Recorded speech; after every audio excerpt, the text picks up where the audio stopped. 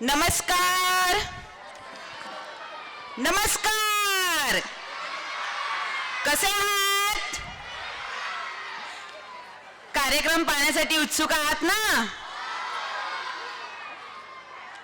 जय श्रीराम, जय श्रीराम. आदरणीय मान्यवर शिक्षक वृंद, पालक वर्ग आणि माझ्या प्रिय विद्यार्थ्यांनो, आजच्या या वार्षिक स्नेहसंमेलनाच्या पावन प्रसंगी आपले सर्वांचे मनपूर्वक स्वागत आहे. वार्षिक स्नेहसंमेलन हा आपल्या शाळेतील सर्वात मोठा सांस्कृतिक कार्यक्रम असून दरवर्षी नवनवीन विषय घेऊन तो सादर केला जातो. गीत रामायण हे महानाट्य आपल्या शाळेत सादर करावे अशी इच्छा अनेक दिवसांपासून मनात होती. गीत रामायण हा ग दी माडगुळकर, गदिमा लिखित आणि सुधीर फडके म्हणजे त्यांना बाबूजी म्हणून ओळखलं जातं, यांनी संगीतबद्ध व स्वरबद्ध केलेली 56 मराठी गीतांचा अप्रतिम काव्यसंग्रह आहे, जो 1955-56 मध्ये पुणे आकाशवाणीवरून प्रसारित झाला. रामायणातील घटनांवर आधारित हे भावगीत काव्य आधुनिक मराठी साहित्यिक एक मैलाचा दगड ठरलेला आहे. या गीत रामायणावर यावर्षी काहीही झाले तरी हा कार्यक्रम घ्यायचाच असे आम्ही ठरवले. त्यानुसार शोधाशोध सुरू झाली. एक तयार केलेला गीत रामायणाचा कार्यक्रमही मिळाला, मात्र तो फार मोठा होता आणि त्यात केवळ निवेदन आणि गीते होती. निवेदनाऐवजी संवाद असावे असे आम्हाला वाटले. त्यामुळे गीत रामायणाची स्वतंत्र स्क्रिप्ट जाणकारांकडून लिहून घेण्याचा निर्णय घेतला आणि त्याच वेळी धनश्री मॅडम यांची आठवण झाली. त्या नेहमीच आम्हाला नाटकाच्या स्क्रिप्ट लिहून देतात, तसेच त्या बसवण्यासाठी मोलाची मदतही करतात. मी त्यांना फोन करून हा प्रस्ताव मांडला. क्षणाचाही विलंब न करता धनश्री मॅडम यांनी आपण हे महानाट्य नक्की बसवूया असे आश्वासन दिले. त्यांनी उत्कृष्ट स्क्रिप्ट तयार करून पाठवली. आमच्याकडे वेळ फार कमी होता, त्यामुळे मी त्यांना ऑडिओ रेकॉर्डिंग व नाट्य बसवण्याची मदत करण्याची विनंती केली. त्यांनी त्यांच्या व्यस्त वेळातून वेळ काढून आम्हाला मदत केली. त्यांच्याबरोबर संकलन व डिझायनिंगचे अभिजित सर, तसेच प्रवेश साकोरे, संदीप मिश्रा, ओम गांधी, रिधिमा पांडे, गुण फाळके आणि ईशान गांधी यांच्या टीमने येऊन नाटक बसवण्यासाठी मोलाचे सहकार्य केले आहे. या महानाट्यामध्ये एकूण 11 गीते घेतली आहे. ती सर्व गीते उत्तमरित्या सादर व्हावी अशी आमची इच्छा होती. नृत्यांगना हर्षदा, सारिका आणि गौतमी या क्लासिकल नृत्यांगना आम्हाला भेटल्या. दुःखद प्रसंगावर आधारित गाण्यांवर नृत्य कसे बसवायचे हा प्रश्न आम्हाला पडला होता, मात्र त्यांनी या गाण्यावरही अप्रतिम नृत्य रचना केली आहे आणि ते पाहून आम्ही अवाक झालो. याची प्रचिती तुम्हाला कार्यक्रम पाहताना नक्कीच येईल. सर्वच नृत्य अत्यंत सुंदर बसवली असून तुमच्याकडून उत्स्फूर्त दाद नक्कीच मिळेल. हा कार्यक्रम भव्य दिव्य व्हावा आणि सर्वांच्या मनात कायमस्वरूपी ठसा उमटावा अशी आमची इच्छा होती. त्यासाठी लागणारा खर्चही लाखांच्या घरात होता. थोड्या भीतीने आम्ही हा प्रस्ताव मुख्य विश्वस्त व विश्वस्त मंडळासमोर मांडला. आमचा हा प्रस्ताव त्वरित मान्य करून त्यांनी खर्चास मंजुरी दिली आणि विश्वस्त मंडळाने आमच्यावर हा टाकलेला विश्वास नक्कीच सार्थ ठरेल अशी आम्हाला आशा आहे. सर, शाळा समितीचे अध्यक्ष लोणकर सर, उपाध्यक्ष गौरीताई, सदस्य जयश्रीताई Pingle sir, Jaywal sir, Gadekar sir, Darode sir, Jagtap madam यांनी आम्हाला सतत प्रोत्साहन दिले आहे. तसेच योग्य मार्गदर्शन आणि मदतही केली आहे. कार्यकारी मंडळाचे अध्यक्ष जगताप सर व सदस्य यांनीही आम्हाला मोलाचे सहकार्य केले आहे. आमच्या कार्यक्रमासाठी पालक, रिक्षा व व्हॅनवाले काका तसेच माझे विद्यार्थ्यांनी बहुमूल्य सहकार्य केलेले आहे. या महानाट्यात इयत्ता 1ली ते 10वी पर्यंतचे सुमारे 400 विद्यार्थ्यांनी सहभाग घेतलेला आहे. प्रत्येक विद्यार्थ्याने आपला अभिनय अधिक चांगला व्हावा यासाठी खूप मेहनत घेतलेली आहे. या वानर सेनांना सांभाळणे सोपे नव्हते, पण आमच्या सर्व सहकारी शिक्षकांनी हे काम लिलया पेलले आहे. सर्व शिक्षक शिक्षकेतर कर्मचाऱ्यांनी यासाठी अथक प्रयत्न केलेले आहेत. सर्वांच्या सहकार्यातून ही सुंदर कलाकृती आम्ही आपल्यासमोर सादर करू शकलो आहोत. कार्यक्रम पाहिल्यानंतर याची प्रचिती नक्कीच येईल. प्रेक्षक मायबाप हो, आपण हा कार्यक्रम शांतपणे पाहावा. कलाकृती आवडल्यास मनमोकळेपणाने दाद द्यावी, शिस्त व शांतता पाळावी आणि कार्यक्रम संपल्यावर आपला मौल्यवान अभिप्राय द्यायला विसरू नका. या कार्यक्रम जो आहे हा 80 मिनिटाचा आहे. आम्ही हा थोडक्यात केलेला आहे. तसा म्हणजे जवळजवळ 3 तास याला लागतात, परंतु हा आम्ही 80 मिनिटामध्ये थोडक्यात आपणासमोर संपूर्ण रामायण ठेवण्याचा प्रयत्न केलेला आहे. तर आपण हा शांतपणे बघाल अशी मी आपणा सगळ्यांना विनंती करते. तर कार्यक्रमाची सुरुवात जी आहे आपण गणेश वंदनाने करणार आहोत. वक्रतुंड महाकाय. आपल्या नृत्यांगणा ज्या आहेत हर्षदाताई, गौतमीताई आणि सारिकाताई यांना मी विनंती करते.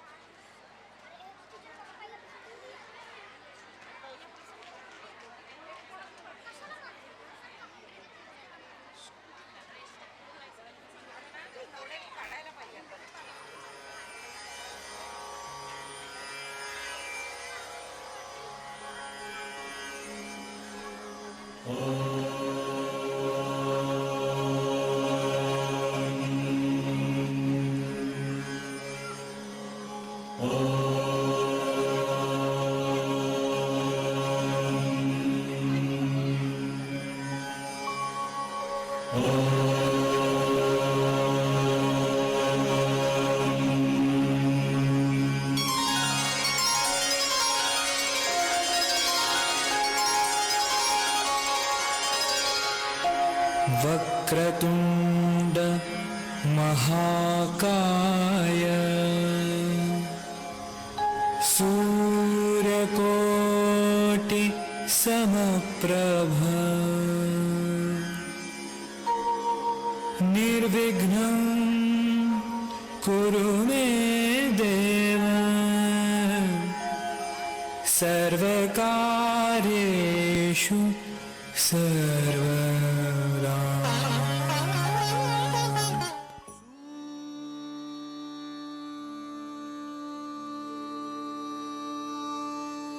निरागसहो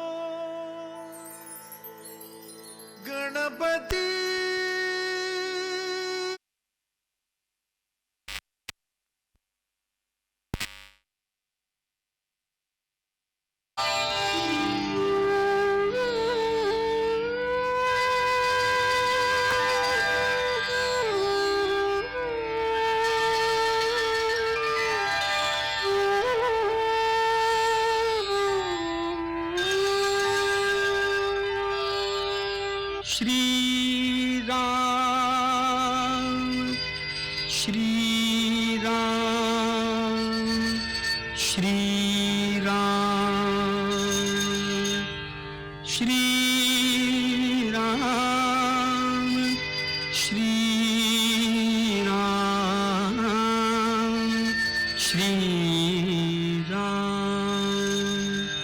स्वये श्रीराम प्रभु ऐकती स्वये श्री राम प्रभु ऐकती कुशलव रामायण गाती स्वये श्री राम प्रभु ऐकती स्वये श्री राम प्रभु ऐकती कुशलव रामायण गाती कुशलव रामायण गाती.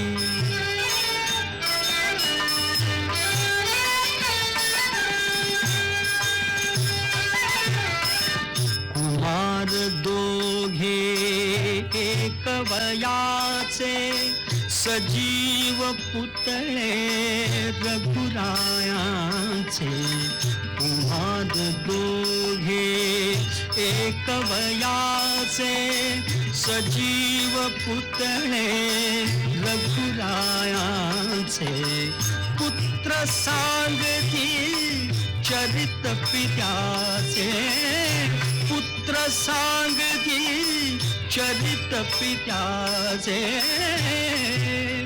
ज्योतीने तेजाची आरती ज्योतीने तेजाची आरती कुशलव रामायण गाती कुशलव रामायण गाती.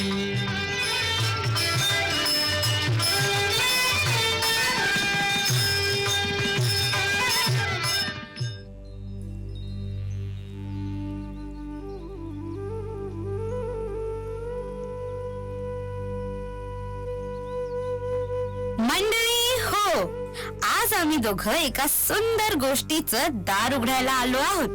काय गोष्ट असेल बरं? ही गोष्ट आहे धैर्याची, प्रेमाची, त्यागाची आणि एका आदर्श कुटुंबाची. तुम्ही ओळखलात का? आम्ही कोण, कुठून आलो?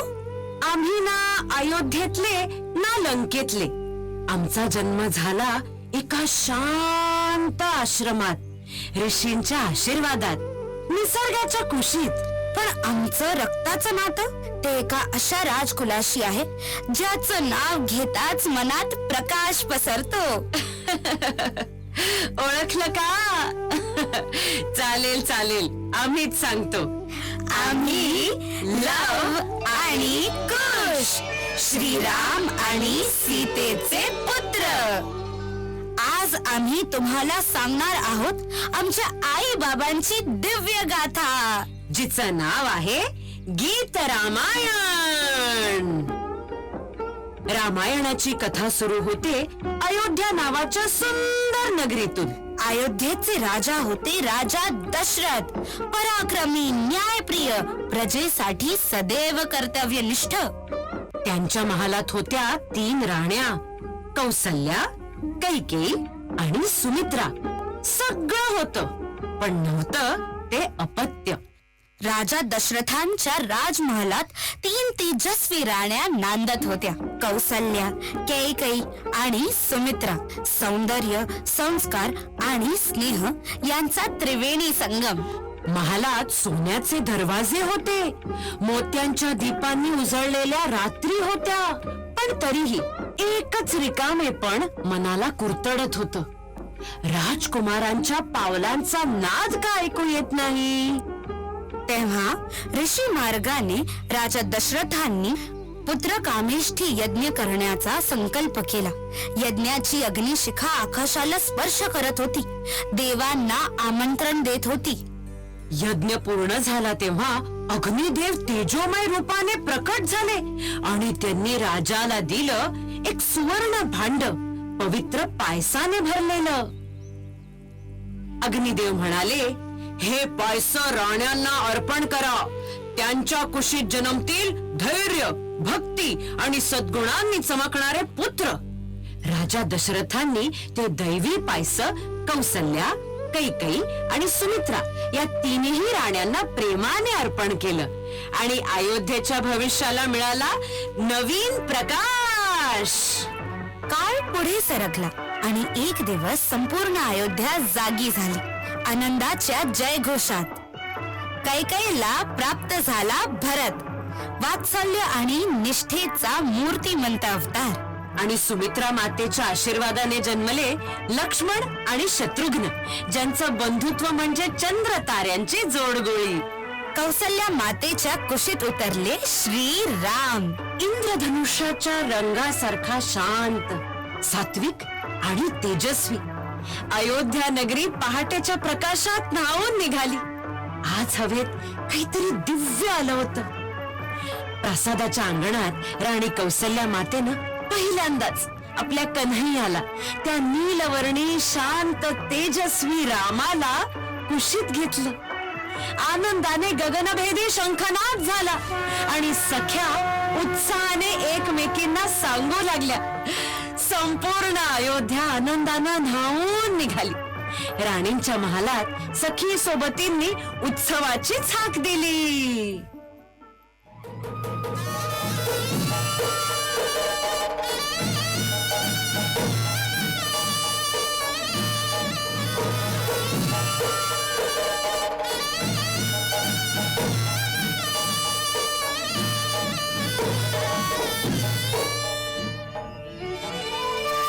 चैत्र मास त्यात शुद्ध नवमी तिथी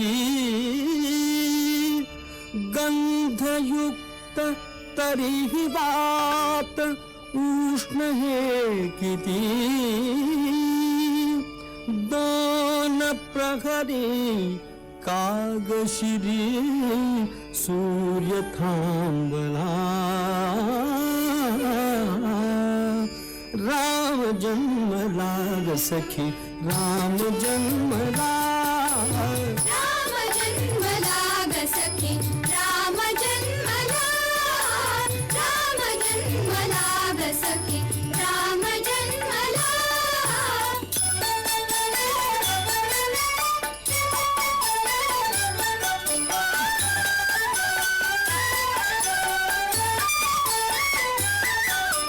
कौसल्या राणी हळू उघडी लोचने दिपून जाय माझ स्वतः पुत्र दर्शने ओघळे आसू सुखे कंठ दाटला ओघळे आसू सुखे कंठ दाटला राम जन्मला ग सखी राम जन्मला राम जन्मला ग सखी राम जन्मला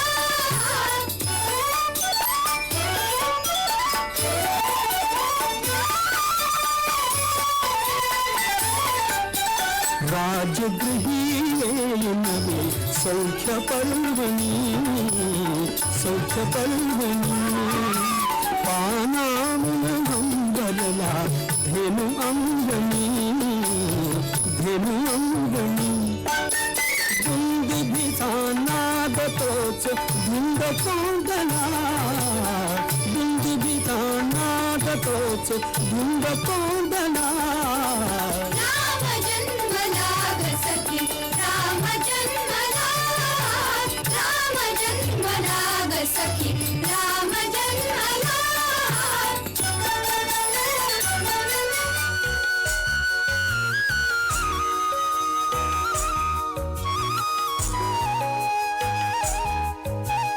अरे राम दादा बघ ना आज मी खूप सराव केलाय. माझा बाण अगदी सरळ ढगाला जाऊन लागेल. अरे ढगाला नाही रे भरत, आधी त्या झाडाच्या फांदीला तरी लागू दे. मी आधी नेम मारतो. माझा बाण उडालाच की लक्षवर बसतोच. मीच सगळ्यात चपळ आहे. अरे बाळांनो, धनुष्यबाण म्हणजे ताकदीचा खेळ नाही. मन शांत असेल तरच नेम अचूक लागतो. म्हणजे तुम्ही बाण मारताना मनात जप करता का? हो, मन शांत आणि लक्ष स्पष्ट, हीच खरी ताकद. चल चल चल मग हलकीशी स्पर्धाच करूया. पहिल्यांदा कोणाचा बाण त्या फुलांना स्पर्श करतो ते पाहू. अरे थांबा, स्पर्धा असेल तर मला पण शेवटी नको. मी पण आधी बाण मारणार. नाही रे शत्रुघ्न, तू खूप घाई करतोस. बाण उलट माझ्याकडे येईल की काय अशी भीती वाटते. अरे मी तितका घोर नाही हो. मी पण थोडा मोठा झालोय आता. बघा आता, नेम म्हणजे फक्त हाताची ताकद नाही, मनाचीही. वा राम दादा, तुमच्या नेमाला तर हवा सुद्धा जागा देते. राम भाऊ नेहमी जिंकतात, ते हरतच नाहीत आणि तरीही कधीही मस्करी करत नाहीत. राम भाऊ आमचे गुरु आहेत. ते जिथे जातील मी त्यांच्या सोबतच राहणार. आपण 4 जण 4 बोटांसारखे एकत्र राहिलो तरच मूठ मजबूत होते. भाऊबंधाची ही माया कधी कमी होऊ देऊ नका. आम्ही कायम एकत्र राहू. अशा या 4 भावांच्या मायेने अयोध्या नेहमीच उजळून निघे. रामाचे शौर्य, लक्ष्मणाची निष्ठा, भरताचा प्रेमभाव आणि शत्रुघ्नचा उत्साह या चौघांची जोडी म्हणजे महालातील आनंदाची वाटच होती. अयोध्येचा राजमहल धैर्य, ज्ञान, संस्कार यांच्या दिव्य प्रकाशाने उजळलेला होता. आणि त्या प्रकाशाचा सर्वात मोठा स्रोत होते अयोध्येचे राजगुरु महर्षी वशिष्ठ. प्रत्येक सकाळी ते राम लक्ष्मणांना धर्म, विनय, करुणा आणि शौर्याचे धडे देत. त्या दिवशी त्यांनी दोनही राजपुत्रांना बोलवले. त्यांच्या कपाळावर हात ठेवून आशीर्वाद दिला. राम, लक्ष्मणा, मार्ग कितीही कठीण असो, धर्माचा दीप कधी विझवू देऊ नका. तुमच्या अंतकरणात सत्य आणि करुणा असेपर्यंत संपूर्ण जग तुमची शक्ती बनेल. गुरुदेव, आपल्या आशीर्वादानेच राजकुलाचे तेज टिकून आहे. आपण दिलेला मार्गच आमच्यासाठी धर्म आहे. पण गुरुदेवांचा हा आशीर्वाद काहीतरी मोठ्या घटनेची चाहूल देत होता. कारण त्या दिवसाच्या दुपारीच अयोध्येच्या दरबारात एक महान ऋषी दिगंत येत होते. महर्षी विश्वामित्र. गुरु विश्वामित्र दरबारात येत आहे हो. महर्षे, अयोध्येत तुमचं स्वागत. तुमच्या चरणांनी आमचा दरबार पावन झाला.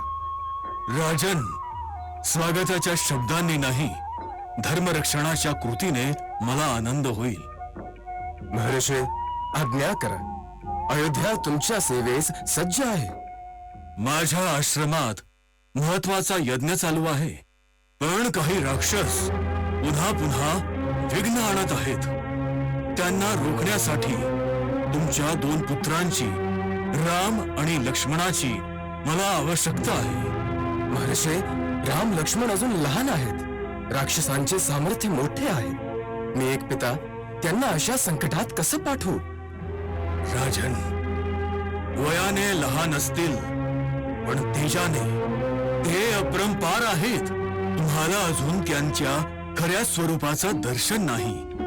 पिताश्री, धर्माचं रक्षण करणं हा राजपुत्राचा पहिला धर्म आहे. महर्षींच्या संसार धर्माच्या रक्षणासाठी जर माझी गरज भासली तर मी नक्की जाईन. भाऊ जिथे जातील मी तिथे मागे मागेच असेन. भाऊ, मला पण सोबत घेऊन चला ना. राम, लक्ष्मणा, माझं मन काळजीने भरलेलं असलं तरी तुमचं धैर्य बघून माझ्या हृदयात अभिमान ओसंडून वाहतो. जा तुम्ही. माझा आशीर्वाद सदैव तुमच्या सोबत आहे. चला पुत्रांनो, धर्माच्या मार्गावर जिथे तुमच्या तेजाचा पहिला प्रकाश पडेल.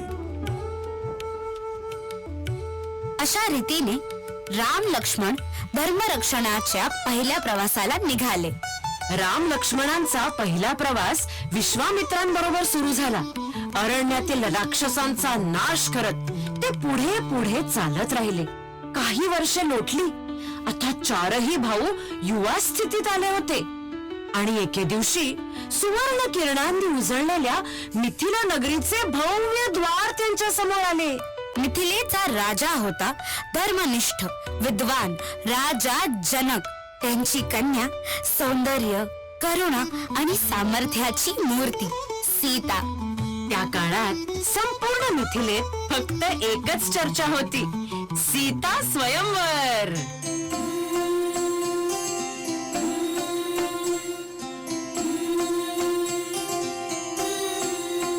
सभासदो, हा आहे भगवान शिवांचा महादिव्य धनुष्य. ज्याने हे उचलले, ताणले, त्याचाच होईल माझ्या कन्येशी विवाह, सीतेशी विवाह.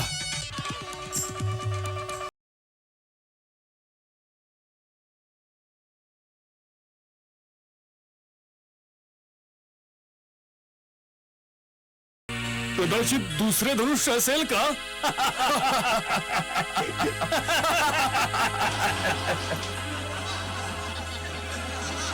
महाराज जनक, अहंकार नव्हे पण धर्मासाठी आलेला एक राजकुमार आहे माझ्यासोबत. त्याला संधी द्याल का? भाऊ, हे शक्य आहे का खरंच? गुरुदेवांचा आशीर्वाद आहे, तेवढंच पुरेसं.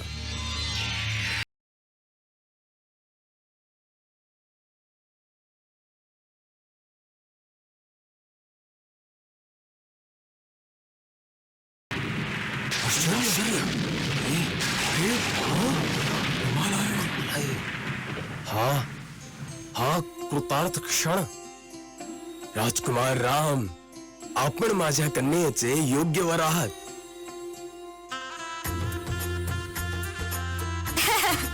अशा रीतीने राम आणि सीतेच्या पवित्र मिलनाने मिथिला स्थिरावली. आणि त्या आनंदमय क्षणाला सर्वांच्या तोंडी गोड गाणे येऊ लागले.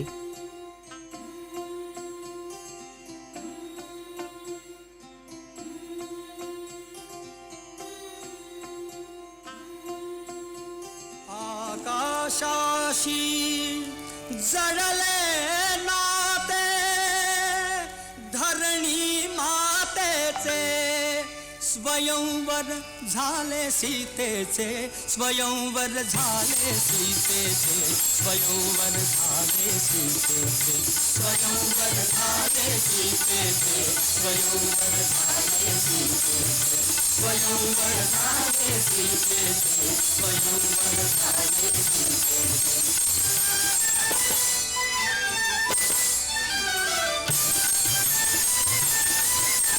श्रीरामाने सहज उचलिले धनुशंकराचे, पूर्ण जाहले जनकृपाचा हेतू अंतरीचे.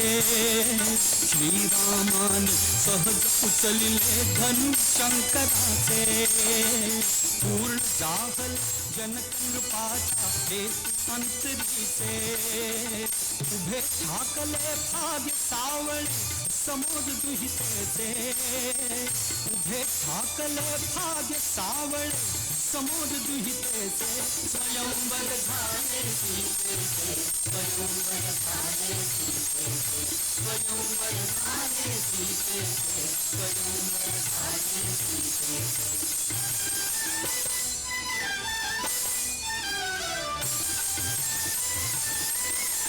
मुग्ध जानकी दुर्नियाहळी राम धनुर्धारी, नयना माझी एकवटुनिया निज शक्ती सारी. मुग्ध जानकी दुर्नियाहळी राम धनुर्धारी, नयना माझी एकवटुनिया निज शक्ती सारी. फुलू लागले फूल हळूहळू गाली लज्जेचे, फुलू लागले फूल हळूहळू गाली लज्जेचे. स्वयंवर झाले सीतेचे, स्वयंवर झाले सीतेचे, स्वयंवर झाले सीतेचे, स्वयंवर झाले सीतेचे.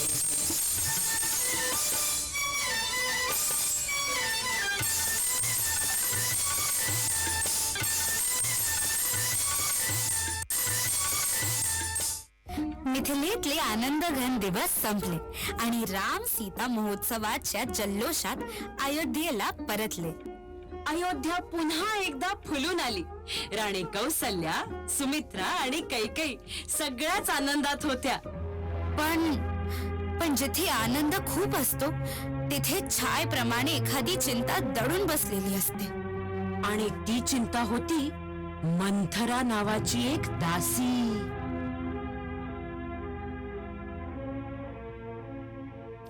महाराणी कैकेयी, खूप आनंदात दिसत आहात.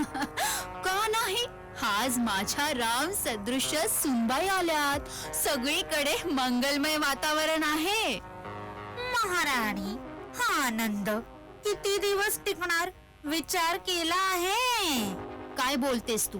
स्पष्ट बोल. राजा दशरथ उद्या परवा रामाला राजा घोषित करतील, तेव्हा तुमचा भरत तो कुठे उरणार? राम राजा झाला तर भरतला काय, पण राम माझ्यासाठीही पुत्र समान आहे. राज्य पुत्र समानतेने चालत नाही महाराणी. सिंहासन एकच असतं आणि तुम्ही दशरथांच्या प्रिय राणी. तुमच्या मुलाला राज्य मिळालंच पाहिजे ना. विसरलात का? राजा दशरथांनी तुम्हाला 2 वर दिले होते जेव्हा तुम्ही युद्धात त्यांचे प्राण वाचवले. आज त्या 2 वचनांचा उपयोग करा. मंथरा, हे योग्य आहे का? योग्य अयोग्य नाही, तुमच्या भरताच्या भविष्याचा प्रश्न आहे. उद्या राम राजा झाला की सगळं संपेल.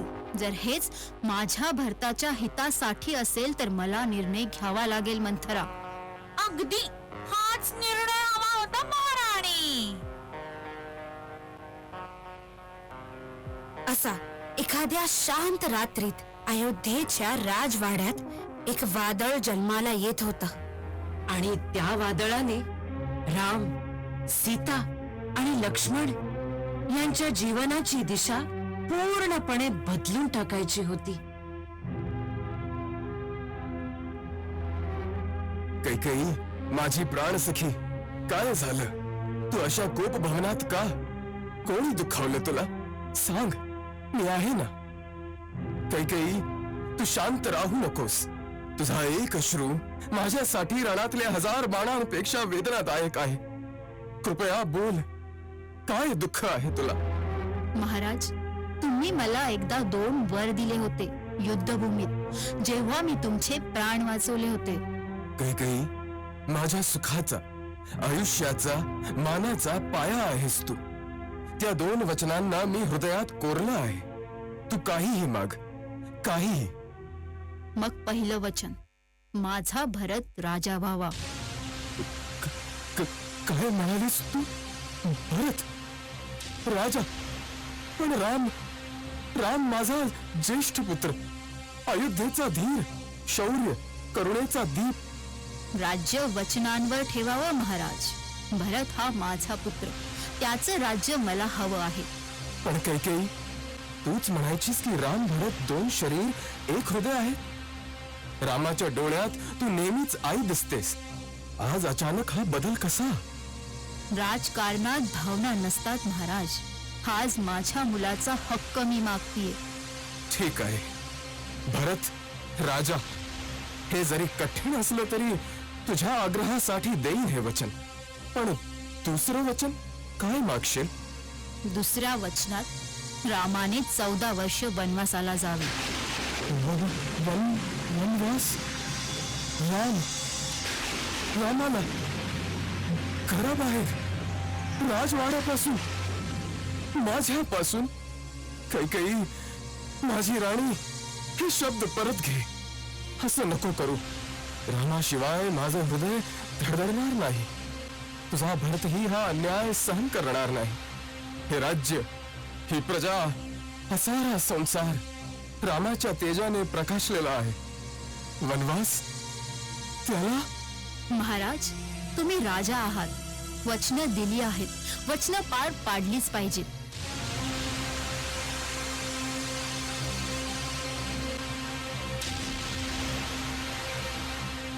मोडू नका वचनास नाथा, मोडू नका वचनास, मोडू नका वचनास नाथा, मोडू नका वचनास.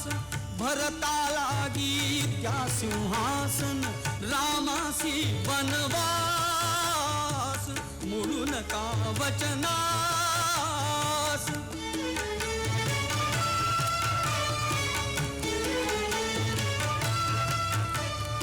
न लगे सांत्वन नको कळवळा, शब्द दिले ते आधी पाळा. न लगे सांत्वन नको कळवळा, शब्द दिले ते आधी पाळा. आजोळाहून परत बोलवा, झणी माझ्या भरतास. मोडू नका वचनास.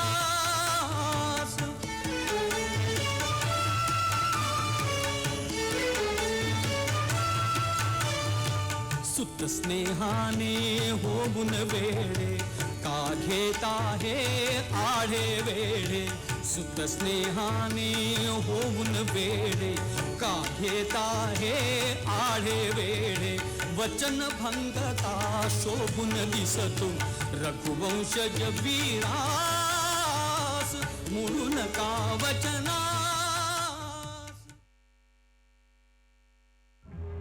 मी राजा आहे म्हणूनच हृदय गमावू का? कैकेयी, या एका निर्णयाने इतिहास बदलून जाईल कैकेयी. इतिहास बदलो वा न बदलो, मला माझं वचन हवंय. अशी एकच रात्र ज्याने अयोध्येचा आनंद आकस्मिक अश्रूंमध्ये बदलून टाकला. दशरथ धर्माने बांधलेले, वचनांनी जखडलेले, मनाने कोसळलेले, आणि त्या उदास पहाटेला राम, सीता आणि लक्ष्मण तयार होत होते वनवास स्वीकारण्यासाठी. अयोध्येतील ती सकाळ इतिहासात कधीही न विसरणारी. राजा दशरथ रडत होते, कैकेयी भ्रमित होती आणि राम त्या सर्वांपेक्षा शांत, स्थिर, धीराचा. कारण त्यांना वडिलांच्या वचनापलीकडे धर्म मोठा वाटत होता.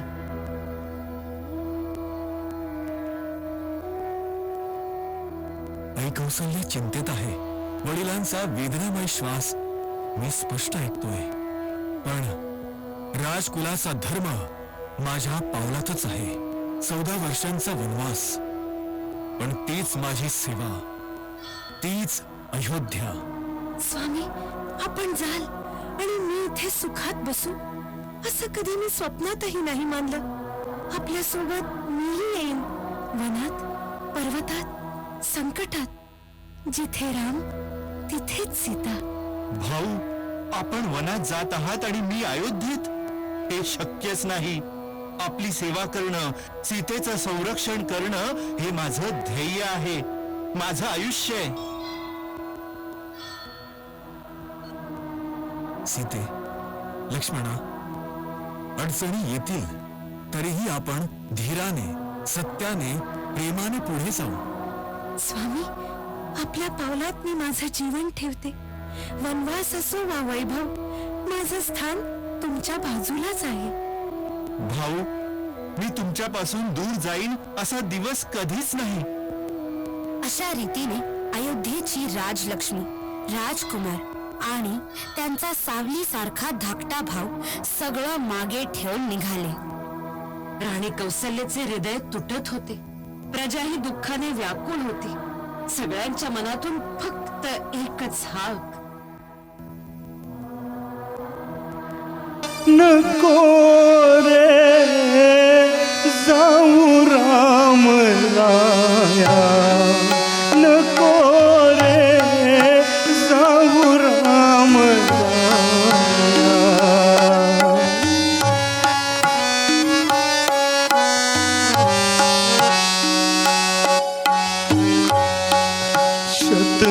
शतनवसानी येऊन पोटी सुखविलेस का दुःखासाठी. शतनवसानी येऊन पोटी सुखविलेस का दुःखासाठी. प्राण मागतो निरोप रडते कासा विसकाया. नको रे जाऊ राम राया, नको रे जाऊ राम राया.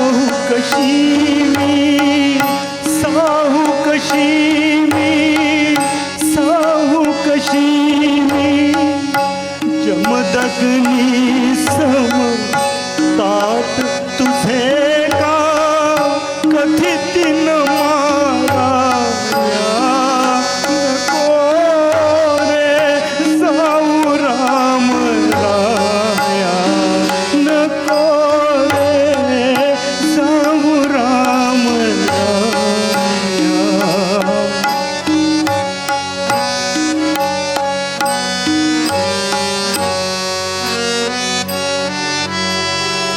तुझ्या करे दे मरणच मजसी हो राजावा हो वनवासी हो वनवासी वनवासी देहा वाचून फिरेन मग मी मागोवा घ्याया नको रे जाऊ राम राया नको रे जाऊ राम राया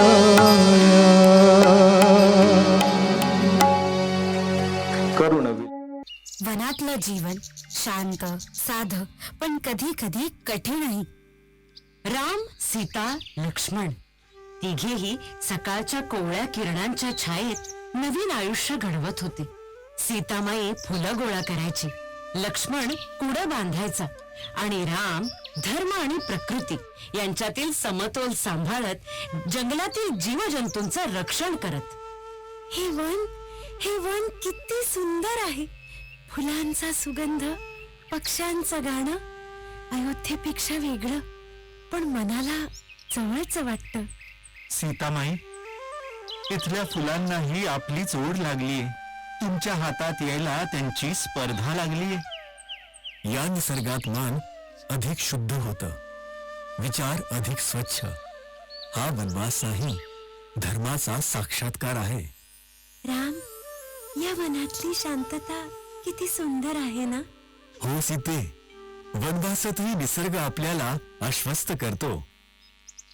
अरे वा, या वनात इतका तेजस्वी पुरुष कोण आहेस तू? मी राम, ही माझी पत्नी सीता, हा भाऊ लक्ष्मण. आम्ही वनवासात आहोत. पत्नी? हा सुंदर पुरुष माझा हवा आणि याला अडथळा फक्त ही स्त्री. थांब शूर्पणखे, सीता आमची मान्यवर पत्नी आहे. तिच्यावर हात उचलशील तर आम्हाला रोखून धरता येणार नाही. मग मी तुझ्या भावाला विचारते. अहो वीर लक्ष्मणा, तू तरी माझ्याशी लग्न कर. अगं देवी, मी तर सेवक. तुझ्यासारख्या राक्षसिणीला मी कसं सांभाळणार? तुम्ही माझा मोठा अनादर केला. हा शूर्पणखे, स्त्रीवर आक्रमण करशील तर शिक्षा अपरिहार्य आहे.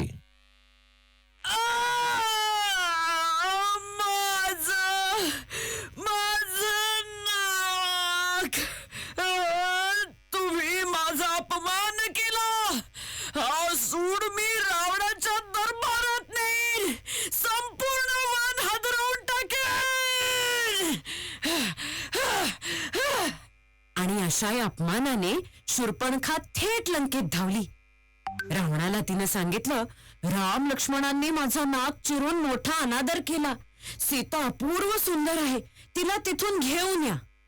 आणि इथूनच सुरू झाला वनवासातील सर्वात धोकादायक अध्यायाचा प्रारंभ.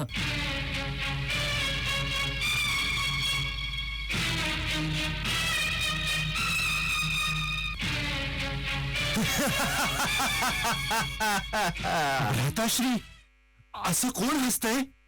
मनात असा स्वर क्वचितच ऐकू येतो. लक्ष्मणा, शांत.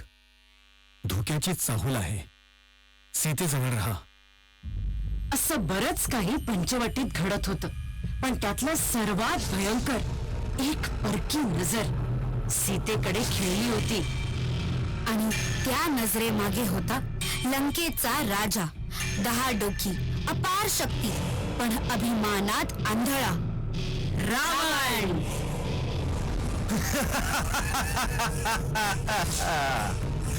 मी लंकेश्वर रावण. लोकांनी ज्याच्या शक्तीची दहशत मानली तो आज या साध्या वनात आलाय. सीता, राम, लक्ष्मण.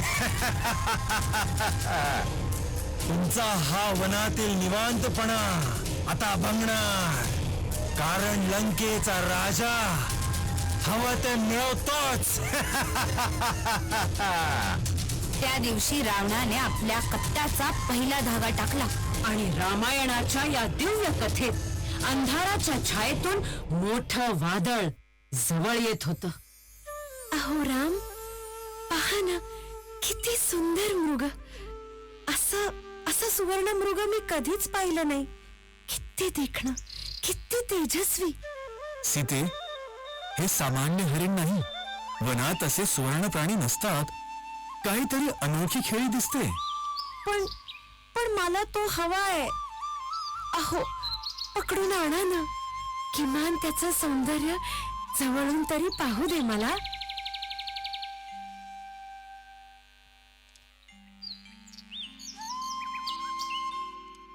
तोडिता फुले मी सहज पाहिला जाता.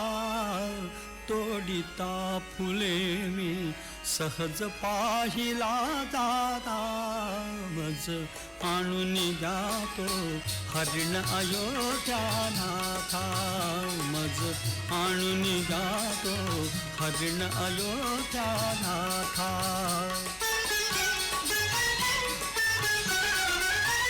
झळकती तयाच्या रत्ने शृंगावरती. नवमोह फुलासम सुवर्ण अंगावरती. झळकती तयाच्या रत्ने शृंगावरती. नवमोह फुलासम सुवर्ण अंगावरती. हे नयन भाळले त्याच्या रंगावरती.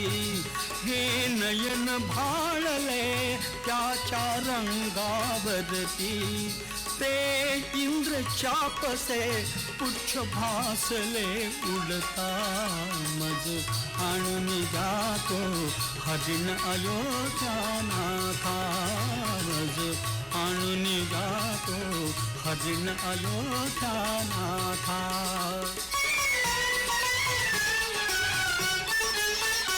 तो येऊन गेला अनेक राया दारी. दिसतात उमटली पदचिन्हे सोनेरी. तो येऊन गेला अनेक राया दारी. दिसतात उमटली पदचिन्हे सोनेरी. घाशिले शिंगया रंभास्तंभावरी. घाशिले शिंगया रंभास्तंभावरी. तो दिसे सुवर्णी बघा देवरा कांता. मज आणून जातो हरिण अयोध्यानाथा. मज आणून जातो हरिण अयोध्यानाथा.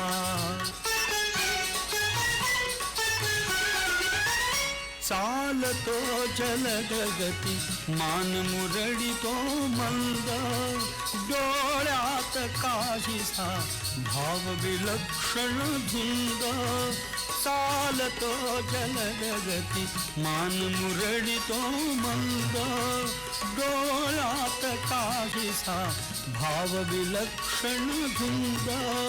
लागला मृगाचा मला नाथ हो छंद. लागला मृगाचा मला नाथ गोछंद वेडीच चावले तृणापुरीच्या बघता मज आणून जातो हरिण अयोध्या नाथा मज आणून जातो हरिण अयोध्या नाथा. भ्राताश्री, मला ह्याच्या मागे काहीतरी अनर्थ दिसतोय. हा मायावी असू शकतो. लक्ष्मणा, सीतेची इच्छा आहे, मी जातो. पण तू लक्ष ठेव, सीतेला एकटी सोडू नकोस. धन्यवाद प्रभू, हा मृग माझ्यासाठीच आला आहे जणू. सीते, मी लवकरच परत येईल. राम त्या सुवर्ण मृगाचा पाठलाग करू लागले. तितक्यात मृगाचा आवाज रामाचा आवाज वाटेल असा वनात घुमला. आणि त्याच क्षणी सीतेच्या हृदयात काळी छाया पसरली. राम अडचणीत आहेत असा भास तिला झाला. या मृगाने पुढे काय अनर्थ घडवला याचा परिणाम संपूर्ण रामायणावर झाला. राम मृगाच्या मागे गेले आणि वनातील वातावरण अचानक थंडसर अस्वस्थ झालं. अचानक एका भेसूर आवाजाने रामाचे नाव घेऊन मदतीची हाक देत वन दुमदुमलं. ती हाक खरी की मायावी हे ओळखणं कठीण होतं. लक्ष्मणा, ऐकलंस? अहो, राम संकटात आहेत. त्यांना काहीतरी झालंय. मी ओळखते. तुम्ही जा, त्यांच्या मदतीला धाव घ्या. सीतामाई, तुम्हाला माहितीये, राम हे साक्षात शक्ती आहेत. कोणताही राक्षस त्यांना काही करू शकत नाही. हा नक्कीच मायावी डाव आहे. कसे काय एवढे कठोर होता? तुमचा भाऊ संकटात आहे आणि तुम्ही इथे थांबून राहाल, किंवा तुम्हाला रामाची काळजीच नाही? सीतामाई, मला अशा शब्दांनी दुखावताय तुम्ही. तुमचे रक्षण करणं हीच रामांची आज्ञा आहे. मी तुम्हाला सोडून जाऊ कसा? लक्ष्मणा, मग मीच जाते. मला रामांची काळजी आहे आणि मी त्यांना असं एकटं सोडणार नाही. नको सीतामाई, ही चूक होईल. तुम्ही एक पाऊलही झोपडी बाहेर टाकू नका, हीच माझी विनंती. ठीक आहे, मी जातो. पण जाण्यापूर्वी तुमच्या रक्षणासाठी ही सीमा आखून जातो. ही लक्ष्मण रेखा आहे. तुम्ही या सीमेत सुरक्षित राहाल, याच्या बाहेर जाऊ नका. कितीही मोठी परिस्थिती आली तरीही. लक्ष्मण गेले आणि आता या एकटेपणाचा फायदा उचलला या लंकेच्या राजाने, कपटी रावणाने. भिक्षां देहि, भिक्षां देहि. सुंदरी, मी थकलेला प्रवासी, भूक आणि तहानेने त्रस्त. भिक्षू, तुम्ही जरा पुढे या. मी तुम्हाला फळं आणि पाणी देते. नाही देवी, मी इतक्या दूर उभा राहून भिक्षा स्वीकारू शकत नाही. धर्म आहे, भिक्षा द्वारावर दिली जाते. तुम्ही जवळ या, सीमा ओलांडून. देवी, दान करणाऱ्याने असा संकोच का करावा? एक वृद्ध साधू, मी तुमच्या पाया शरण आलो आहे. ठीक आहे, मी येते.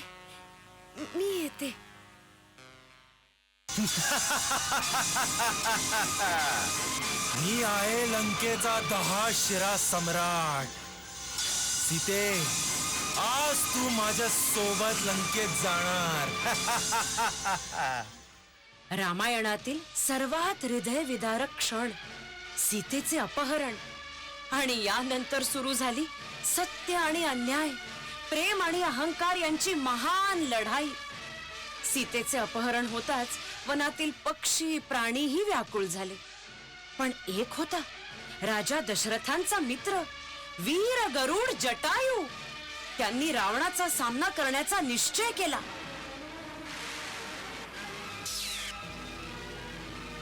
थांब रावणा, निरपराध स्त्रीचे अपहरण करत आहेस. मी तुला जाऊ देणार नाही. हे वृद्ध पक्षा, तू मला अडवशील. 10 शिरांचा रावण आहे मी. शिरांच्या मोजणीवर नाही, धर्मावर युद्ध ठरतं. ए अरे वृद्धा, खूप झालं बर का तुझं नायक पण.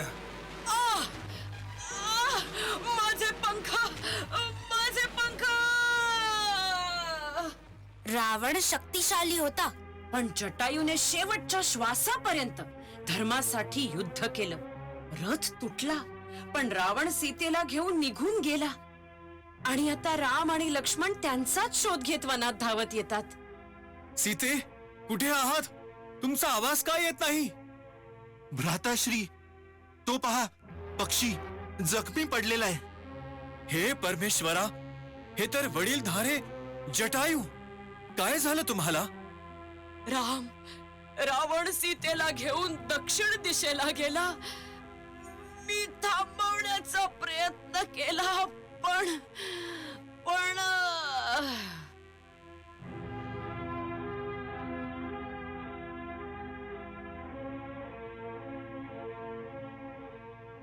मरणोन्मुख त्याला कारे, मारिसी पुन्हा रघुनाथा. अडविता खलासी पडलो, पळविली रावणे सीता. अडविता खलासी पडलो, पळविली रावणे सीता.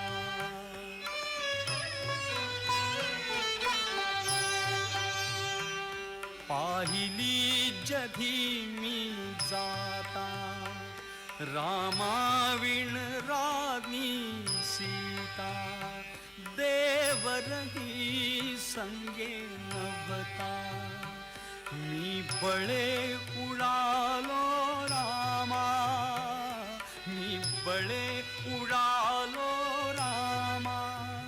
रोधिले रथाच्या पंथा, अडविता खलासी पडलो, पळविली रामने सीता.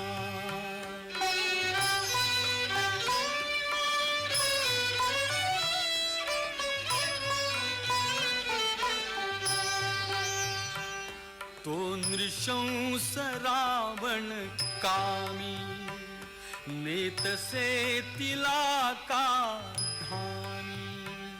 तो नृशंस रावण कामी, नेतसे तिला का धामी. जाणिले मनी सारे मी, चावलो तयाच्या हाता, चावलो तयाच्या हाता. हाणिले पंख हे माथा, अडविता खलासी पडलो, पळविली रामने सीता.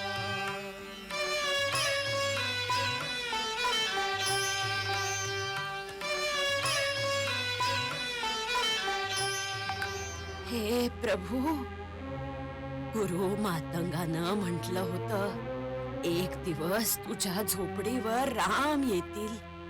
मी दररोज स्वच्छ करतेय माझी ही झोपडी, फुलं वेचते, मन घट्ट ठेवून वाट पाहते, पण राम काही दृष्टीस पडत नाही.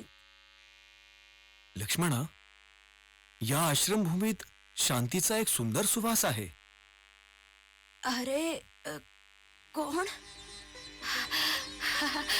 राम, प्रभू राम, प्रभू राम. माझ्या या कुटुंबहीन गरीब झोपडीवर तुमच्या चरणाचा स्पर्श, हे माझं भाग्य, हे माझं भाग्य. आई, आम्ही तुमच्यासाठीच आलो आहोत. तुमच्या भक्तीने आम्हाला इथे खेचलं आहे. या या या, बसून घ्या. ही फळं मी स्वतः चाखून देते, कारण कडू असेल तर तुमच्या मुखी कधीही कडूपणा नको. ही घ्या ही बोर. भाऊ, ही तर आधी चाखलेली फळं आहेत. लक्ष्मणा, या फळात शबरीचं प्रेम, भक्ती, निर्मळ मन मिसळलंय. याहून गोड जगात काही नाही. प्रभू प्रभू, मी तुमच्यासाठी काय करू? मी काय करू तुमच्यासाठी? आई, आम्हाला सुग्रीवकडे जाण्याचा मार्ग सांगा. धर्माच्या लढाईत आम्ही नव्याने शक्ती मिळवू. त्या पर्वतापलीकडे ऋष्यमुख, तिथं तुमच्या भेटीला एक उत्तम सहकारी वाट पाहतोय. तुझी भक्ती या जगाला प्रकाश दाखवणारी आहे. आई, आम्ही निघतो. जटायू गेल्यावर राम अधिक निर्धाराने सीतेच्या शोधात निघाले. या प्रवासात त्यांना भेटला वानरराज सुग्रीव आणि त्यांचा अतिशय खास मंत्री हनुमान. प्रभू रामचंद्र, मी हनुमान, सुग्रीवाचा दूत. आपण वनात का भटकत आहात? हनुमाना, राक्षसराज रावणाने माझ्या सीतेचे अपहरण केले आहे. प्रभू, आपण चिंता करू नका. जगाच्या टोकावर जाऊनही मी सीतेचा ठाव ठिकाणा आणेन, ही माझी प्रतिज्ञा. हनुमाना, तुझ्या शब्दातच सामर्थ्य आहे. प्रभू, चला, सुग्रीव आपली मदत करेल. वानरसेना तयार आहे. अशा प्रकारे रामांना त्यांचा खरा मित्र, खरा भक्त हनुमान मिळाला.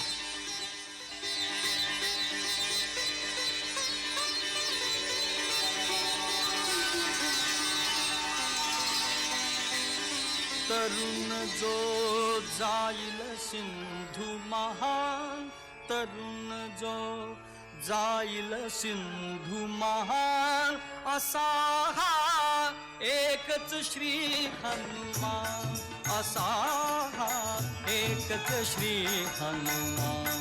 तरुण जो जाईल सिंधू महान, तरुण जो जाईल सिंधू महान, असा हा एकच श्री हनुमान, असा हा एकच श्री हनुमान.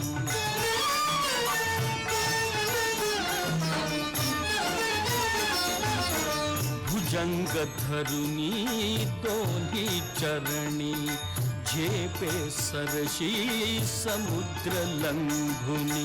भुजंग धरुनी दोन्ही चरणी, झेपे सरशी समुद्र लंघुनी. गरुड उभारी पंखा गगनी, गरुड उभारी पंखा गगनी. गरुडाहून बलवान, असा हा एकच श्री हनुमान, असा हा एकच श्री हनुमान.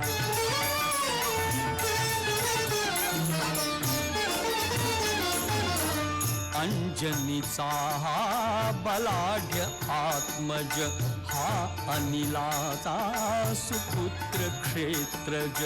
अंजनीचा हा बलाढ्य आत्मज, हा अनिलाचा सुपुत्र क्षेत्रज. निज शक्तीने ताडील दिग्गज, निज शक्तीने ताडील दिग्गज. बलशाली धीमान, असा हा एकच श्री हनुमान, असा हा एकच श्री हनुमान, असा हा एकच श्री हनुमान, असा हा एकच श्री हनुमान. वानर सेनेत एक वीर होता, बुद्धीने ज्येष्ठ, अनुभवाने महान, ज्याचा शब्द म्हणजे निर्णय, तो म्हणजे जांबवंत. सुग्रीवाच्या सेनेत जांबवंत हे ज्ञानाचे आधारस्तंभ, रणनीती, धैर्य, संयम या तिन्हींचे ते मार्गदर्शक. प्रभू राम, लंका दूर आहे, समुद्र विशाल. आपण सीतेचा ठाव ठिकाणा कसा शोधायचा? सुग्रीव राजा, वन, पर्वत, समुद्र या तिन्हींकडे पाहिलं तर आपल्याला एकच व्यक्ती दिसते ज्याजवळ अगाध सामर्थ्य आहे. हनुमान, तू सूर्यालाही स्पर्श करू शकतोस. हे तुझ्यातलं बालधैर्य मी पाहिलं आहे. पण आज तुला तुझी खरी शक्ती ओळखायची वेळ आली आहे. जामवंतजी, आपल्या आशीर्वादाने मी काहीही करेन, पण मला दिशा दाखवा. हनुमाना, समुद्र कितीही खोल असला तरी तुझं मन रामाच्या भक्तीने भरलेला आहे. तू तो सहज ओलांडशील. तुझ्या वेगासमोर पर्वतही डगमगतात. हनुमाना, सीता माझी प्राणप्रिया, तिला लंकेत कुठे ठेवली आहे हे जाणून घेणं आत्ताच्या क्षणी सर्वात महत्वाचं आहे. ही माझी अंगठी सीतेला दाखव. तिला कळेल की मी तिला मुक्त करण्यासाठी निघालो आहे. प्रभू, आपला संदेश, आपला विश्वास आणि हे राम नाम, या तिन्हींच्या बळावर मी लंका गाठणारच. चला हनुमाना, तुझ्या पायाखाली पृथ्वी थरथरू दे. आकाशाला फाडून तू लंकेत पोहोच. आम्ही सर्व तुझ्या विजयाची प्रतीक्षा करतो आहोत. हनुमान लंकेत पोहोचले. तिथे अशोकवनात सीतामाई एकटी निराश बसलेली. राम, माझे प्रभू, तुम्ही मला घ्यायला याल ना?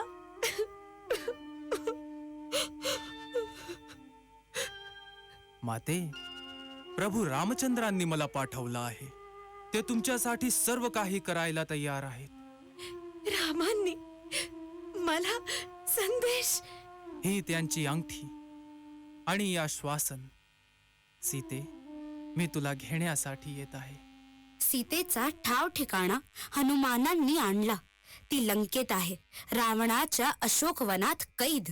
ही बातमी ऐकताच रामांनी सेना तयार केली आणि सर्वजण लंकेकडे निघाले. भाऊ लक्ष्मणा, आपल्या आणि लंकेदरम्यान हा अथांग समुद्र इतका विशाल की शेवट दिसतही नाही. भ्राताश्री, समुद्र पार करणं अशक्य वाटतंय, पण आपल्याला सीतेपर्यंत पोहोचायचंच आहे. प्रभू, वानर शक्ती महान आहे, पण एवढा मोठा समुद्र प्रत्येकाने उडी मारून पार करणे अशक्य आहे. त्याच्यासाठी एकच उपाय आहे, सेतू. समुद्रावर एक भक्कम दगडांचा सेतू. हो प्रभू, वानर वीर दगड उचलतील, पर्वत आणतील. आपण सगळे मिळून समुद्रावर एक राम सेतू उभारू. प्रभू, आमच्याकडे दगडांना पाण्यावर तरंगण्याची शक्ती आहे. राम नाम लिहिलेल्या दगडांनी हा समुद्र सुद्धा मार्ग देईल. हे सागर देवा, धर्मयुद्धासाठी आम्ही आलो आहोत. या सेतूस्तव तुमचा मार्ग द्या. अरे वानर वीरांनो, आजपासून सुरू होतं धर्म, शक्ती आणि सामूहिक श्रमाचं महान काम.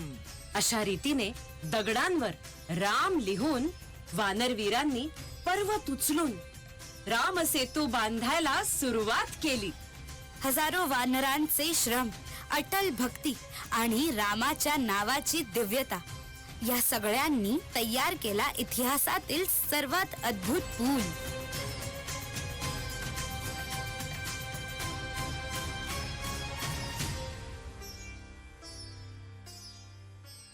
सेतू बांधारे, सेतू बांधारे, सेतू बांधारे, सेतू बांधारे, सेतू बांधारे सागरी, सेतू बांधारे सागरी, सेतू बांधारे सागरी. सीतावर रामचंद्र की जय. सेतू बांधारे, सेतू बांधारे, सेतू बांधारे सागरी, सेतू बांधारे सागरी, सेतू बांधारे सागरी. सीतावर रामचंद्र की जय.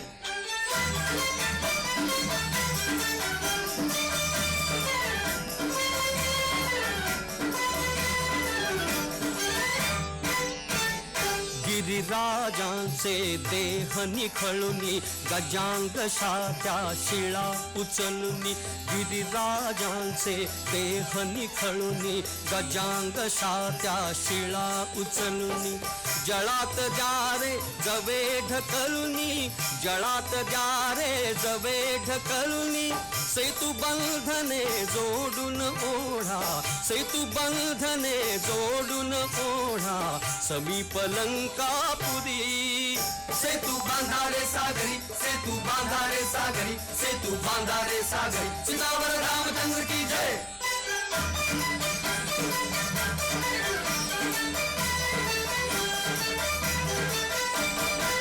फेका झाळे फेका डोंगर पृष्ठी झेलिल त्यांना सागर फेका झाळे फेका डोंगर पृष्ठी झेलिल त्यांना सागर ओढा पृथ्वी पैल तटावर ओढा पृथ्वी पैल तटावर बडवाग्नी तो धरील माथी बडवाग्नी तो धरील माथी सेतू शेषापदी सेतू बांधारे सागरी सेतू बांधारे सागरी सेतू बांधारे सागरी सीतावर रामचंद्र की जय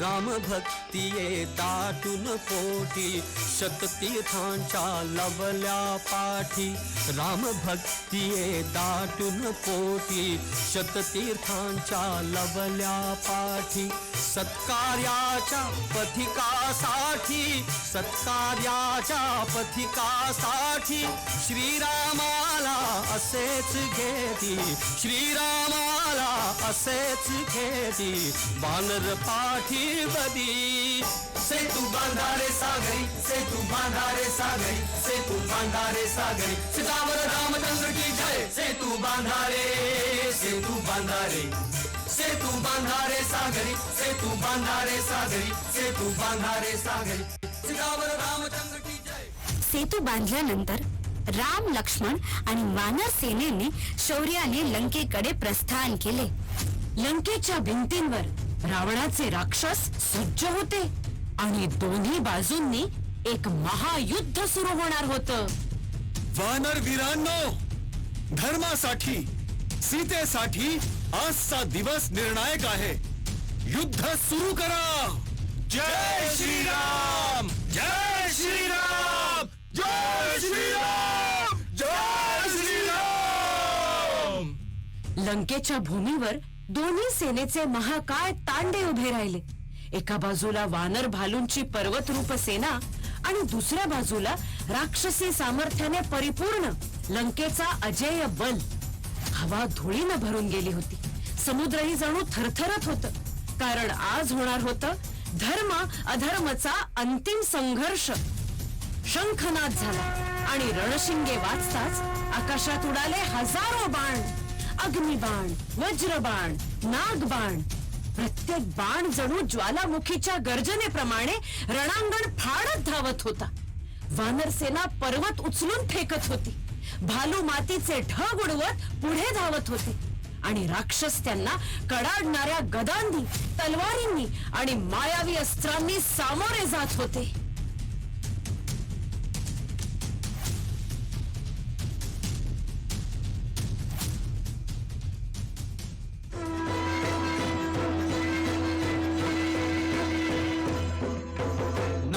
भेदुनी नाद चालले शंख दुंदुबींचे चालले शंख दुंदुबींचे. अनुपमेय हो सुरू युद्ध हे राम रावणांचे युद्ध हे राम रावणांचे.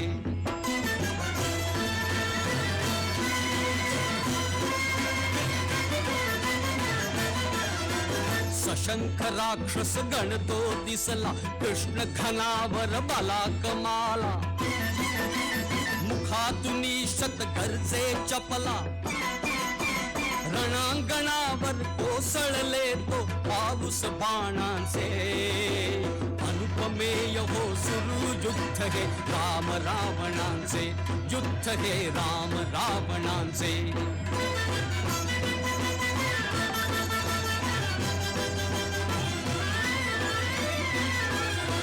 नाचत थय थय खिंकाळती हय, गज गर्जित करी नाद समन्वय. भीषणता ती जणू नादमय, त्या नादातच मिळले पदरव प्लवग राक्षसांचे. अनुपमेय हो सुरू युद्ध हे राम रावणांचे, युद्ध हे राम रावणांचे.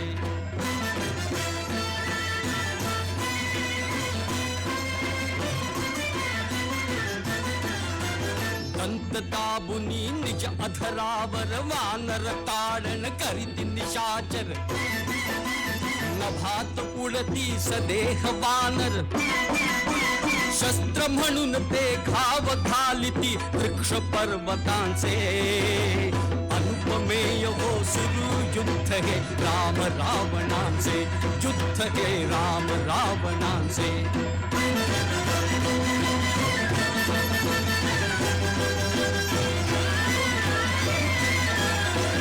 जयता शरथी जयता रासु, प्रहार करीती वानर कर्जत.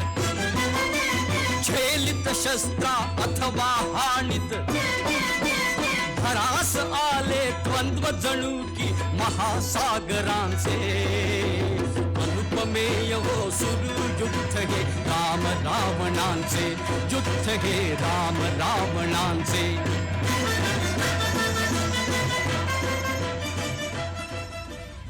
या युद्धात केवळ बल नव्हतं, तर मायाजाल, मंत्रशक्ती आणि देवदानवांच्या अस्त्रांचाही सामना होता. धुळीने झाकलेलं आकाश, शौर्याने झगमगणारी भूमी, धर्माची बाजू सांभाळणारे राम लक्ष्मण आणि दुष्टतेच्या साम्राज्याचा सेनापती मेघनाद इंद्रजीत. आणि आता या रणांगणावर प्रकट होणार होता लंकेचा अभिमान, रावणाचा दैदिप्यमान पुत्र, अतुलनीय योद्धा मेघनाद. ऐका रे वानरांनो, मी लंकेचा युवराज मेघनाद आज तुमच्या सैन्यासाठी भीतीची खरी परीक्षा घेऊन आलो आहे. गणांना आग देणारा सूर्य मला सामर्थ्य दे. आज लक्ष्मणाचा अंत लिहितो. येतो येतो मेघनादा, मी रामाचा भाऊ, धर्मासाठी आयुष्य अर्पण करणारा. भ्राताश्री! लक्ष्मणा, डोळे उघड. हे कसं झालं? धर्मासाठी, आपल्या विजयासाठी माझे हे प्राण अर्पण. हे विधाता, माझा लाडका भाऊ, माझा सखा लक्ष्मण असा कसा जाईल? प्रभू, आम्ही तुमच्या सोबत आहोत. हो हो, आम्ही तुमच्या सोबत आहोत. तुमच्या सोबत आहोत. लंकेच्या युद्धात हा क्षण सर्वात वेदनादायक होता. लक्ष्मण जीव मरणाच्या उंबरठ्यावर. पण अजून आशा होती. एकच उपाय होता, संजीवनी. मेघनादाच्या दिव्य बाणाने लक्ष्मण जीव मरणाच्या उंबरठ्यावर पोचला. जांबुवंत महाराजांनी एकच उपाय सांगितला. हिमालयावरच्या द्रोणागिरी पर्वतावर संजीवनी बुटी. हनुमानाने वेळ न दवडता आकाशात झेप घेतली. पण तिथे पोहोचल्यावर एकच संकट उभं राहिलं. त्या पर्वतात असलेल्या शेकडो औषधी वनस्पतींपैकी नेमकी संजीवनी कोणती हे त्याला ओळखताच येईना. आणि मग हनुमानाने क्षणाचाही विचार न करता एक महान निर्णय घेतला. त्याने संजीवनी शोधण्याऐवजी संपूर्ण द्रोणागिरी पर्वतच उचलून युद्धभूमीकडे आणला. हनुमानाने आणलेला हा द्रोणागिरी पर्वत, त्याच्यावर कित्येक औषधी, कित्येक बुटी. पण नेमकी संजीवनी कोणती हे ओळखणं कठीण. म्हणी वैद्य सुषेणान, काळजीनं शोधली ती योग्य बुटी. आणि त्याचा अर्क तयार करून लक्ष्मणाला दिला. आणि त्याच क्षणी लक्ष्मण जागे झाले. जणू जीवनाची ज्योत परत पेटली. भ्राताश्री, मी ठीक आहे. आपण ढासळणार नाही ना? आयुष्यभर तुमच्या सावलीत लढलो आणि आजही उभा राहीन लंकेच्या या अन्यायाविरुद्ध. लक्ष्मणा, तू आहेस म्हणजे मी आहे. प्रभू, अनुज्ञा द्या. युद्ध पुन्हा सुरू करण्याची वेळ आली आहे. जणू दोन शक्तींचा महासंग्राम प्रज्वलित झाला. वानर सेना आणि राक्षस सेना रणांगणात भिडली. मेघनाद, कुंभकर्ण अतुल बलशाली योद्धे पडले. आणि शेवटी शिवभक्त, महापंडित, महाबली रावण रणांगणात रामासमोर उभा राहिला. आणि मग शतकानुशतक ज्या युद्धाची कथा सांगितली जाते ते महान युद्ध सुरू झालं. राम रावण समोरासमोर उभे. भूमी थरथरून उठली. आकाश काळ्या ढगांना भरून गेले. हे योद्धे दोन नव्हते तर दोन शक्तींचा संग्राम होता, धर्म आणि अधर्माचा. रामांनी धनुष्य चढवून पहिला बाण सोडला. अग्निशिखेसारखा तेजस्वी तो रावणाकडे विजेसारखा झेपावला. पण रावण तर दैत्यांचा राजा. त्याने तत्क्षणी प्रत्युत्तर दिले. भुजंगास्त्र नागासारखा वेटोळा घालत बाण हवेला कापत सुटला. रामांनी त्यावर गरुडास्त्र सोडले. गरुडाच्या पंखांसारखं वेगवान त्याने नागास्त्राचा वेध घेतला आणि रणांगण उजळून निघालं. रावण हसला. त्याच्या 10 डोक्यातून गर्जना उठली. हे राम, माझा अंत तुझ्या हाती नाही. आणि त्याने सोडला मायावी बाण, ज्याने आकाश काळवंडलं आणि वारा रक्तवर्णी झाला. पण राम शांत, स्थिर, जणू कर्तव्याच्या व्रताला अडीग उभे. त्यांनी सोडला अस्त्रेश्वर बाण, ज्याच्या प्रकाशाने तुटली रावणाची माया. रावण कोपला. त्याने आपल्या संपूर्ण सामर्थ्यानं शिवास्त्राचा प्रहार केला. युद्ध जणू प्रलय झाल्यासारखं भासलं. पण त्या क्षणी रामांनी डोळे मिटून मनात श्री महादेवाला वंदन केले आणि सोडला इंद्राचा अमोघ अस्त्र शिरोमणी बाण. तो बाण रावणावर झेपावला. 10 डोक्यांची गर्व शिरत थरथरली. आकाश निळ, भूमी स्तब्ध आणि त्या प्रहारानं लंकेचा अधर्म कोसळला. अशा रीतीने राम रावण युद्ध संपलं. धर्माचा दीप पुन्हा तेजाळला.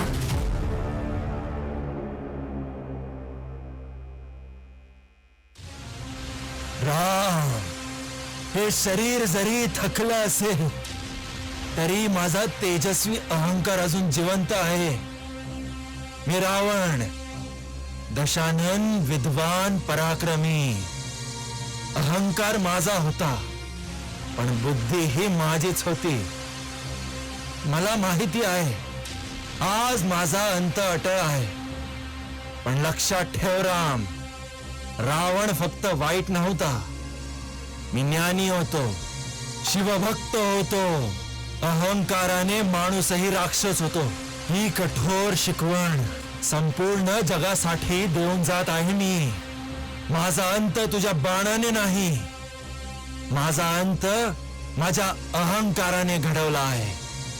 जय हो प्रभू राम. या रावणाचा अंत करा. रावणा, तुझ्या ज्ञानाला माझे प्रणाम. अहंकाराचा अंत झाला आज.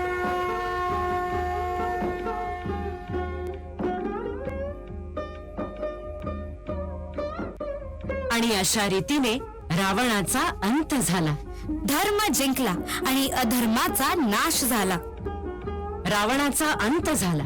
अधर्माची सावली दूर पळाली आणि जगात शांतीचा श्वास पुन्हा पेटला. वनवासाची कठीण वर्षे संपली. सखे मित्रांच्या प्रेमाने, प्रजाजनांच्या हाकांनी राम, सीता आणि लक्ष्मण परत आले अयोध्येच्या नगरीत.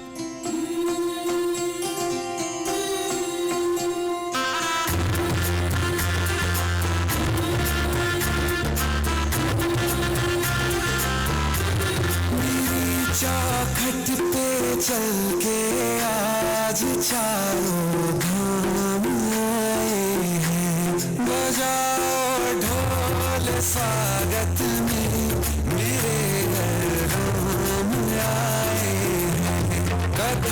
शबरी की जैसे जुड़ गई मेरी कहानी से, न रोको आज धोने दो चरण आँखों के पानी से।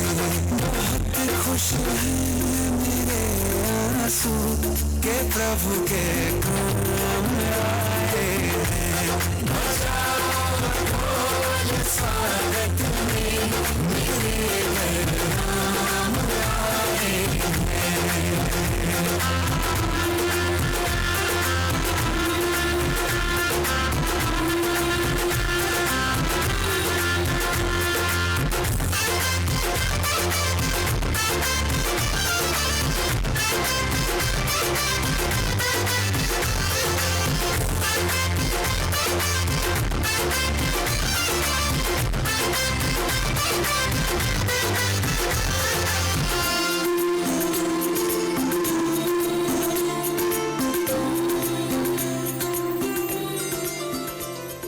अयोध्या जणू फुलांनी बहरली. प्रत्येक घर उजळलं दीपांच्या प्रकाशाने. आकाशात आनंदाचे ढग आणि भूमीवर फुलांची नक्षी. प्रजेनं आपल्या प्रिय राजाचा जय जयकार करत स्वागत केले. रामचंद्र आले, रामचंद्र आले. आणि त्या दिवशी सर्वोच्च सन्मानाने भगवान श्रीरामांनी अयोध्येच्या सिंहासनावर आरूढ होऊन धर्माचा दीप पुन्हा प्रज्वलित केला. धर्म, करुणा, न्याय, सत्य ही 4 स्तंभ पुन्हा दृढ झाले. रामराज्याचा सुवर्ण काळ सुरू झाला. ही आहे रामकथेची अमर शिकवण. अधर्म कितीही बलवान असला तरी धर्माचा विजय अट्टळ असतो. जगात कधीही अंधार दाटला तर रामाची ही कथा आपल्याला प्रकाशाचा मार्ग दाखवत राहील. आणि म्हणूनच आजही, उद्याही आणि सदा सर्वदा जय श्रीराम. जय जयकार रामा, जय जयकार, जय जयकार, जय जयकार रामा, जय जयकार. पुष्पकयानातुनी उतरले स्वर्ग सौख्य साकार, स्वर्ग सौख्य साकार. जय जयकार.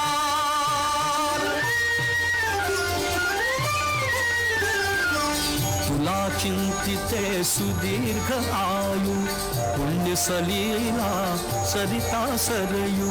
पुलकित पृथ्वी पुलकित वायू, पुलकित पृथ्वी पुलकित वायू. आज अहल्ये परी जाहला नगरीचा उद्धार, नगरीचा उद्धार. त्रिवार जय जयकार रामा, त्रिवार जय जयकार.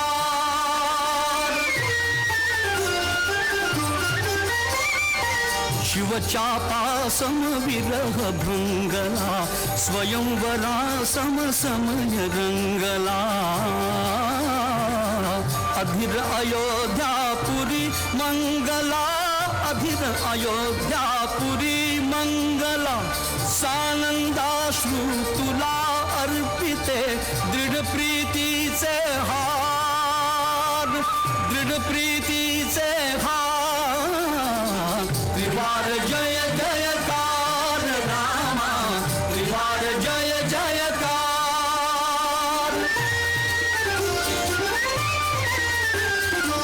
तव दृष्टीच्या पावन स्पर्शे आज मांडिया उत्सव हर्षे. मने विसरली 14 वर्षे, मने विसरली 14